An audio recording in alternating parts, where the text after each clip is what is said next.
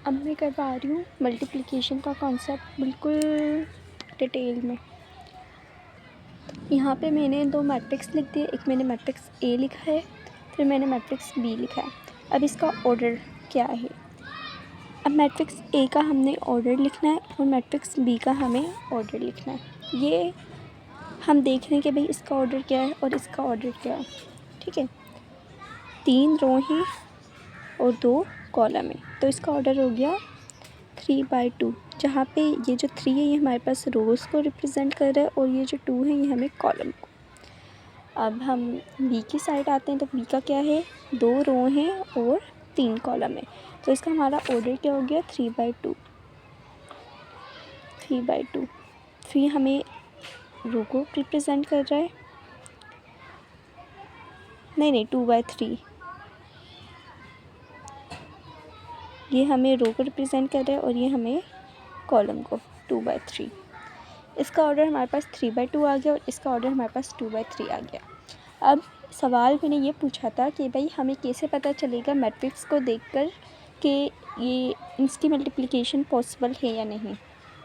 सबसे पहली बात कि हमें ऑर्डर निकालना आना चाहिए, जो हमें आता है ऑर्डर निकालना कि भाई लेफ़्ट हैंड साइड से राइट हैंड साइड की तरफ जो आती है वो हमारे पास रोज़ होती है। 1 रो हो गई, 2 रो हो गई और 3 रो हो गई, और जो अपवर्ड से डाउनवर्ड की तरफ आते हैं वो हमारे कॉलम्स होते हैं, 1 और 2 कॉलम्स हो गए।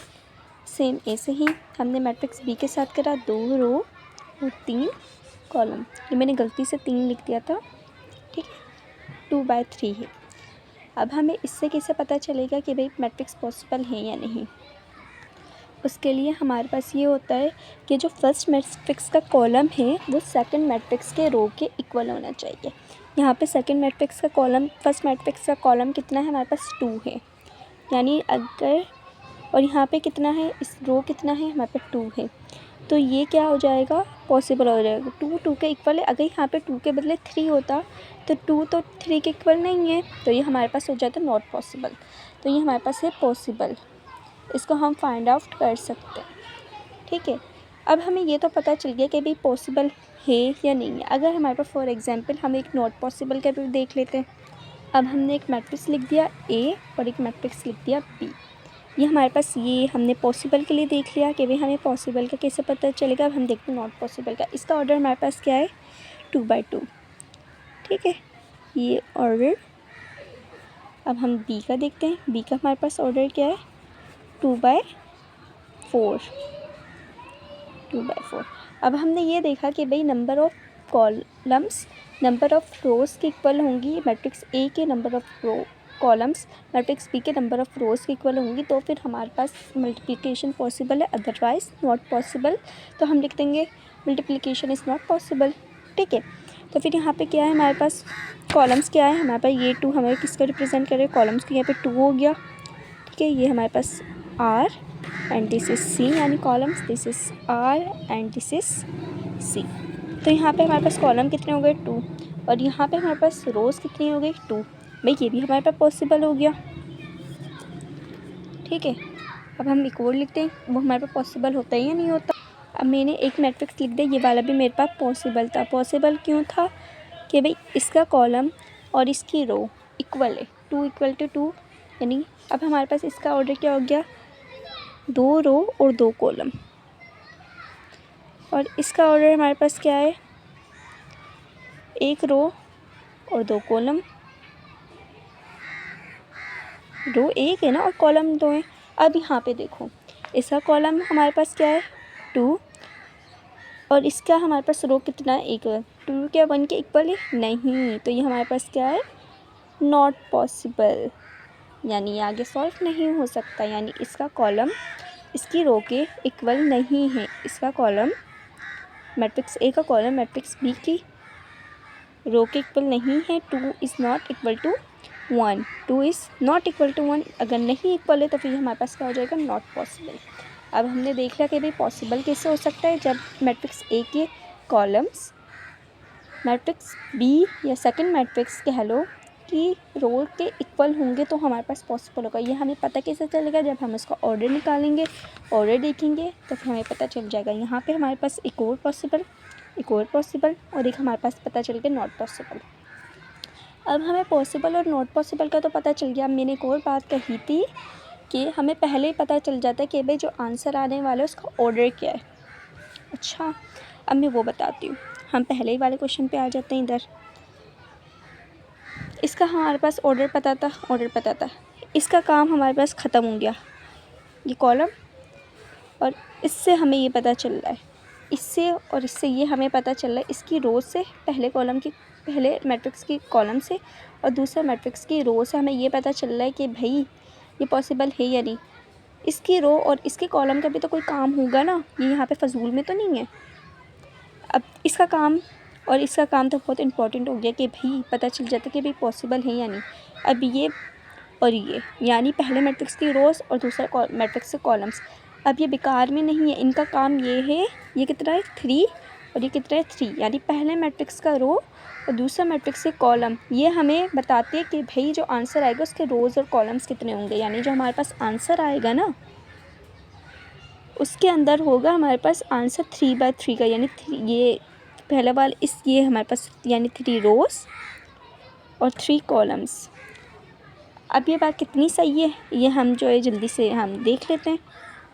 ठीक है, अगर हमें जल्दी सॉल्व करना है तो मैं जो हूँ कैलकुलेटर से कर लेती हूँ, फिर मैं जो है ना इसकी एक अलग वीडियो बना के बताऊँगी कि मैंने कैसे सॉल्व किया है। ये मैंने पूरा कर लिया। अब मैं एक पल दबा देती हूँ। देखो आंसर आया ना 3/3, 3 रो और 3 कॉलम, जो मैं पहले से ही बता दिया था कि भाई आंसर क्या आएगा 3/3 मैट्रिक्स का। अब हम इसको जो है ना एक बार सॉल्व भी करके देख लेते हैं कि भाई ये बात कैलकुलेटर ने तो प्रूफ कर दी कि भाई आंसर हाँ भाई 3 रो और 3 कॉलम ही आया है। एक बार हम मल्टीप्लिकेशन को भी देख लेते हैं डिटेल के अंदर कि भाई वो किससे निकलती है। अब मैं जो है मल्टीप्लिकेशन करवाना सिखाती हूँ। ये मैंने क्वेश्चन जो है एज इट इज़ ऐसे लिख दिया, सॉल्यूशन लिख के A × B लिख के A लिख दिया और मैट्रिक्स B लिख दिया, बीच में मल्टीप्लिकेशन A, मल्टीप्लाई का साइन, देन मैट्रिक्स B।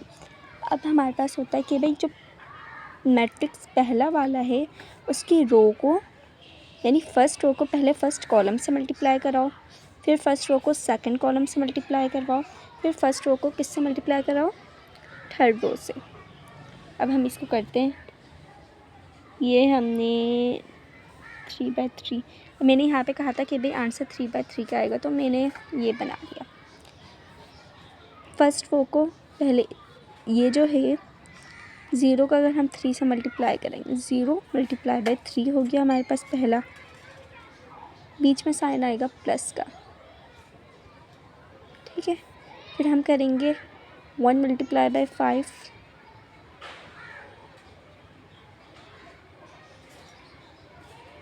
एक रो होगी, एक रो एक कॉलम हो गया। अब हम दूसरे को करेंगे 0 × 7, हम इसको थोड़ा अलग करके लिखेंगे 0 × 7, देन हम लिखेंगे 1 × 9, बीच में किसकी साइन आएगी, प्लस की आएगी, 1 × 9। उसके बाद first row first column done, first row second column done. अच्छा, अब आप ये सोच रहे होगे कि मैंने बीच में जगह क्यों छोड़ी है। गौर से फिर से मैं बताती हूँ, गौर से देखो।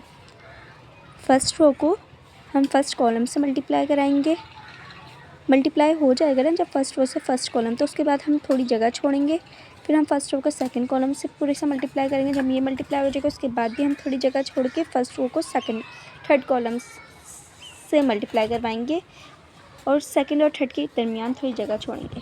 फर्स्ट रो का पहला जो डिजिट होगा वो 1 इससे डिवाइड होगा, फिर इसका जो डिजिट होगा वो इससे मल्टीप्लाई होगा और दोनों के साइन, बीच में साइन क्या लगाई मैंने, प्लस की लगाई। फर्स्ट रो से फर्स्ट कॉलम मल्टीप्लाई हो गया, फिर मैंने थोड़ी सी जगह छोड़ी, फिर फर्स्ट रो से मैंने किसको मल्टीप्लाई करा, सेकंड कॉलम को। फिर अब मैं फर्स्ट रो से किसको मल्टीप्लाई कर रही हूँ, थर्ड कॉलम को।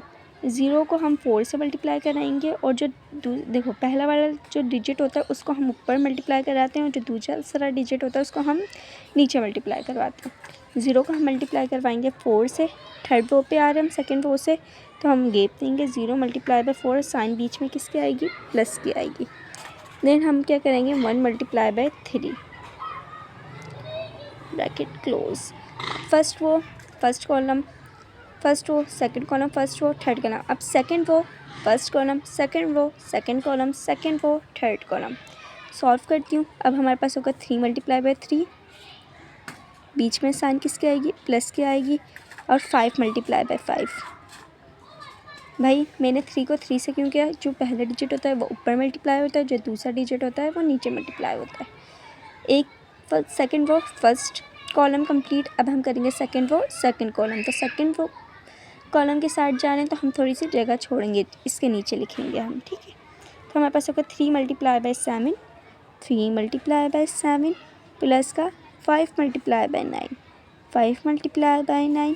उसके बाद हम सेकंड रो से हम थर्ड रो की जानिब जा रहे हैं। 3 multiply by 4, 3 multiply by 4 plus का 5 मल्टीप्लाई बाय 3, 5 मल्टीप्लाई बाय 3। आगे सेकंड रो भी कंप्लीट हो गया हमारा। अब थर्ड रो की बारी। 7 मल्टीप्लाई बाय 3, 7 मल्टीप्लाई बाय 3 और 9 मल्टीप्लाई बाय 5, बीच में साइन प्लस की, 9 multiply by 5। First column row complete. अब सेकंड रो की तरफ आएंगे। 7 मल्टीप्लाई बाय 7, 7 मल्टीप्लाई बाय 7। यहाँ पे जगह छुटी हुई है, मैंने 5 थोड़ा वहाँ पे लिख दिया, ये जगह छुटी हुई है। Then 9 multiply by 9, 9 multiply by 9 जगह छोड़नी है। Second row complete. अब थर्ड रो की बारी। 7 मल्टीप्लाई बाय 4, 7 मल्टीप्लाई बाय 4, बीच में साइन प्लस की, 9 मल्टीप्लाई बाय 3।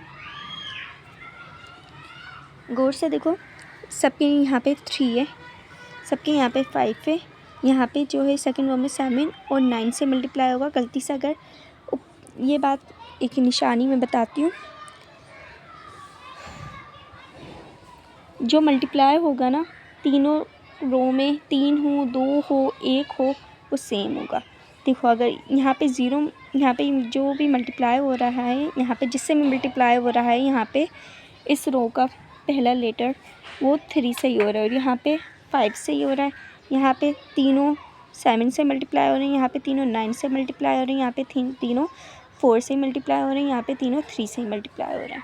इसकी ना मैंने एक ट्रिक भी बताई थी, वो पता नहीं आपको याद है या नहीं, कि भाई 0 1 3 5 7 9 को एक बार यहाँ लिखो, एक बार यहाँ लिखो। 0 1 3 5 7 9, 0 1 3 5 7 9।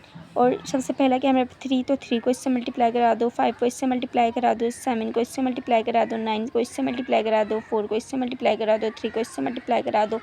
इससे मेरे ख्याल से आप कन्फ्यूज़ हो जाएंगे, लेकिन जैसे मैंने अभी का तरीका बताया ना, वैसे ही आप कर लें। अब इसके बाद हम इसको प्लस और माइनस कर लेते हैं। अभी जो मैंने रोज़ और कॉलम का बताया ना कि भाई फर्स्ट रो को फर्स्ट कॉलम से, फर्स्ट रो को सेकंड कॉलम से, फर्स्ट रो को थर्ड कॉलम से, देन सेकंड रो को फर्स्ट कॉलम से, सेकंड रो को सेकंड कॉलम से, सेकंड रो को थर्ड कॉलम से, थर्ड रो को first column, third row second column, third row third column. अब इसके बाद इसके आगे हम करेंगे इसकी 0 मल्टीप्लाई बाय 3, 0 किसी से भी मल्टीप्लाई करेंगे, आंसर क्या आएगा 0। 5 1 टाइम इस 1 मल्टीप्लाई बाय 5, 5 मल्टीप्लाई बाय 1 एक ही बात है। 3 3 टाइम इस 9 प्लस का 2, 5 टाइम इस 25, 7 3 टाइम इस 21, 9 4 5 45। 0 को 7 से मल्टीप्लाई करो तो 0 आ गया, 9 को 1 से मल्टीप्लाई किया तो 9 आ गया, 3 7 20, 1 9 5 time is 45, 7 7 49, 9 9 time is 81, 0 plus का 3 40 टाइम इज़ 12 प्लस का 5 3 टाइम इज़ 15, 7 होता है 21 28 प्लस का 9 18 27। टेबल से याद है मुझे बहुत अच्छे तरीके से। 0 में 5 जमा किए तो 5 ही आ गया, 9 में 25 जमा किए तो हमारे पास हो जाता है 34, 45 के अंदर हम करेंगे 65 और ये 67, हाँ शायद 9 21 के अंदर 45 45 67 और ये 67, 80 120 और ये 130, 3 20 और ये 27 और ये 28 8 28 और 28, अब ऐसे हो जाएगा मे बी 25 25 55। तो ये हमारे पास आ गया आंसर और इसका ऑर्डर क्या आया, 3 रो और 3 कॉलम। जो मैंने यहाँ पे पहले ही बता दिया था कि भाई आंसर क्या आएगा, 3 रो और 3 कॉलम। अब हम देखते हैं हमारा आंसर सेम वही आया है। इसमें है 5 34 66, 5 34 66, 9 ये 9 9 66 130, 9 66 130 एंड लास्ट 3 27 55। 3, 27, 55। ये ऐसे मल्टीप्लिकेशन होती है। और ये इस वीडियो में बस इतना ही। अब अगली वीडियो बनाती हूँ मैं।